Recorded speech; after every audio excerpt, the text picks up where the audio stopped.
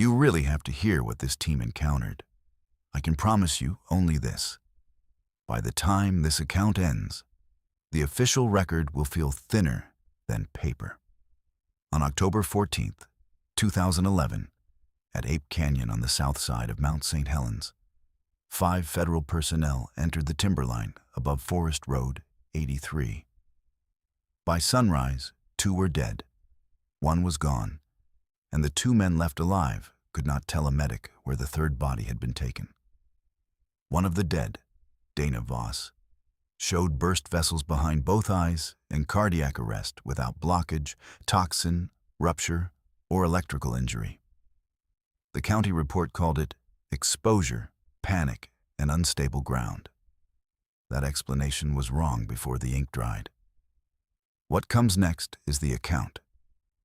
My name is Owen Mercer. I was 41 years old then, a wildlife intelligence contractor working under federal task orders, with 14 years of field experience in depredation cases, illegal harvest cases, and remote incident review. My father hauled fuel and fencing into the Mount St. Helens blast zone in 1981, and I grew up hearing road names before I knew county lines. Ape Canyon was not abstract to me. It was part of the map on our kitchen wall. Nothing had ever frightened me. That changed at Ape Canyon. I was sent in under a cover assignment that identified me as a habitat compliance auditor. The real task sat in a sealed packet I was told to open only after we cleared Cougar. It listed 14 disappearances and 8 recovered bodies between 1974 and 2009, all within a 6.3-mile arc from Lava Canyon to the Ape Canyon drainage. 6 had never been found. 3 of the bodies were logged as falls. 2 were listed as cardiac events. Each one was called probable animal interference, even though no tissue had been removed. The pattern was not public because the pattern was not supposed to exist, not in any sane file.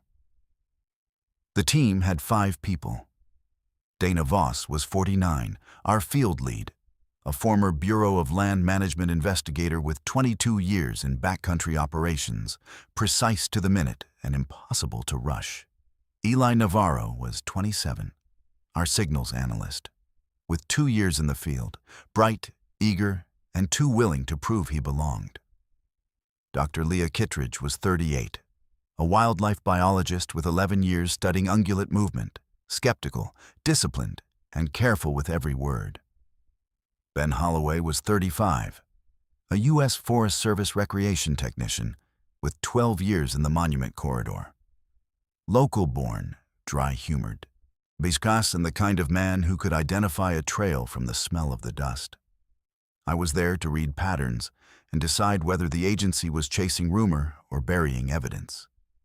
We drove east from Cougar for 15.2 miles on Lewis River Road, then Forest Road 90, then the rough-paved stretch of Forest Road 83, until the trees opened near the Ape Canyon trailhead. The nearest help was 15.2 miles behind us, and that distance mattered because the road narrowed, the shoulders fell away, and radio reception came and went with every bend. South of us lay the old mudflow corridor of the Muddy River. Ahead rose the ridge toward Ape Canyon, with young regrowth giving way to giant Douglas fir, then open ground, then standing dead forest left by the 1980 eruption. The land made concealment easy. Lava breaks, ash gullies, and when down timber formed long, blind corridors where something could track parallel to you while staying below the line of sight. At 4:40 that afternoon, Eli found the first prints in a pocket of gray ash just off the trail. Each impression showed a long, narrow heel and a front spread too broad for a boot, bear, elk, or bare human foot. The stride averaged 52 inches. Then it stopped, not turned, not broke into stone. It stopped at mid-stride as if the next step had been taken into air. 20 yards away, Ben found a flannel shirt, thermal layer, socks, and boots from a missing hiker reported the previous September. They were laid side by side, clean, dry, and a line toward the canyon. Leah said a human being had placed them. Donna said nobody strips that neatly in 20-degree wind. At 5:17 p.m., every recorder on Eli's pack captured the same 3-second sound. A low call, almost conversational, followed by silence so complete it seemed pressed down by weight. That night, we set camp in a small service clearing below the ridge, inside an old line of posts left from monument recovery work. Dana counted resources aloud because she believed numbers kept people honest. 4 radios, 3 sidearms, 1 12-gauge in the truck, 2 satellite beacons, 5 headlamps, 6 road flares. At 11:17 p.m., all 4 active radios failed on the same second. Not static, failure. Screens black, battery icons full one moment, dead the next. The woods had been full of insect noise and distant water. Then every sound cut out. No wind in the firs, no clicking branches, nothing. Eli said he heard someone on the service road calling his name. Brewer, he said it twice, calm at first, then with that strained politeness people use when they are trying not to embarrass themselves. Ben told him nobody could be on that road without headlights. Dana told everyone to hold position. Then we heard it too. A man's voice from the dark saying, very clearly, Eli, over here. It was close enough to sound human and wrong enough to chill the blood in my mouth. Eli stepped past the post line before Dana could grab him. His headlamp moved between 2 snags and went out. We reached the spot in under 12 seconds. There was no fall, no shout, no brush crash. Only Eli's field jacket folded on a stump and his boots set heel to heel in the pumice. At first light, we found a second trail in ash below camp. 4 prints, then 3, then 2. The last complete print sank deep enough to show weight. Beyond it, a nothing. Donna ordered a grid search anyway. We were 90 minutes into that search when Leah found an old steel marker pin, and beside it, a tobacco tin welded shut with corrosion. Inside the tin were 2 note cards wrapped in wax paper and a fragment of ranger log. One card was dated August 19th, 1974. It named a seasonal employee, Garrett Nielsen, who walked toward a familiar voice in the timber and vanished. The second card, from July 3rd, 1986, described clothing placed in order and tracks that ended where no rock outcrop existed. The handwriting on the log margin read, "Do not answer if it speaks as one of us." Dana read that line twice. At 2:13 p.m., she said Ben's wife had called her satellite phone. Ben looked at her and said his wife did not have the number. Dana stared past him into the trees as if listening to someone beyond us.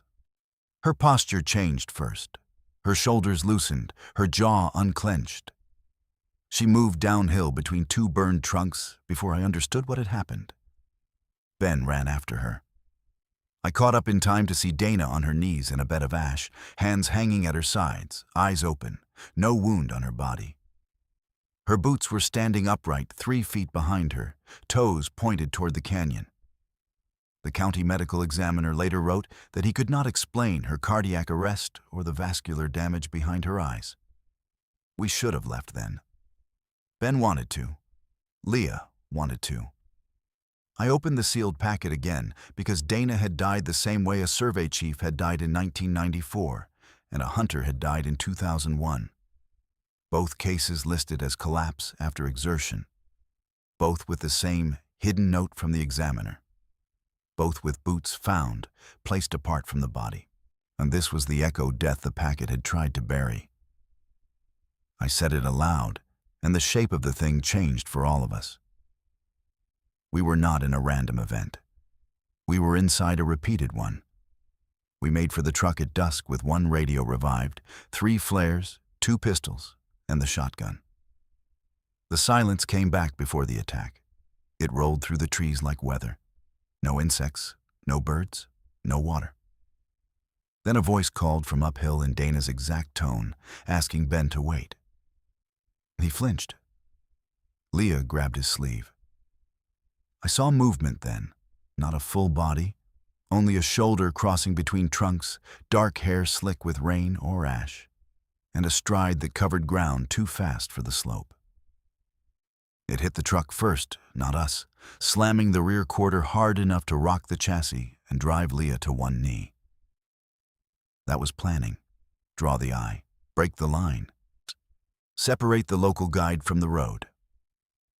Ben fired once into the trees when the voice used his mother's voice and said his childhood name. He turned. That was all it needed. It took him without a cry, I can repeat honestly. 1 second he was 6 feet to my left. The next he was moving through brush at a speed no man could match. Dragged or carried, I still cannot say.